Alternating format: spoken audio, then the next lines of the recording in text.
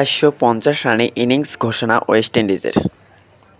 ২০১৪ সালে ঘরের মাঠে সেন্ট ভিনসেন্টের বাংলাদেশের বিপক্ষে ৪৮৪ রান করে ইনিংস হেরেছিল ওয়েস্ট ইন্ডিজ। গেল ১০ বছরে নিজেদের মাটিতে যা দলীয় সর্বোচ্চ রান হয়ে আছে, এবার সেই বাংলাদেশের বিপক্ষেই আবারও ৪০০ রানের বেশি পুঁজি। এবার অবশ্য ৪৫০ রান করেই ইনিংসের ডিক্লেয়ার করে দিয়েছে স্বাগতিক দল। ৫ উইকেটে ২৫০ রান নিয়ে দিন শুরু করা ওয়েস্ট ইন্ডিজ আজ টেস্টের দ্বিতীয় দিনে মাত্র ১১ রান যোগ করতে হারিয়ে ফেলেছিল আরও ২ উইকেট। এরপরের গল্পটা স্বাগতিকদের দাপটে। বাংলাদেশকে হতাশ করে ৯ উইকেটে ৪৫০ রান তুলে ইনিংস ঘোষণা করেছে ওয়েস্ট ইন্ডিজ।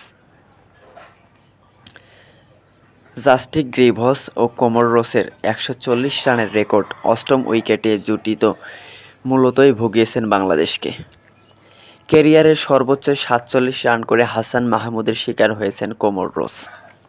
অন্যদিকে মাত্র তৃতীয় টেস্ট খেলতে নেমেই ক্যারিবিয়ারের প্রথম সেঞ্চুরি করার পর ১১৫ রানের অপরাজিত ছিলেন গ্রিভস। বাংলাদেশের বোলারদের মধ্যে হাসান মাহমুদ সর্বোচ্চ ৩ উইকেট, তাসকিন ও মিরাজ ২টি করে উইকেট শিকার করেছেন।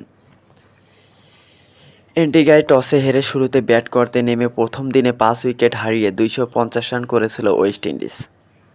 আগের দিনে দারুণ বোলিং করে উইকেট শূন্য ছিলেন হাসান মাহমুদ।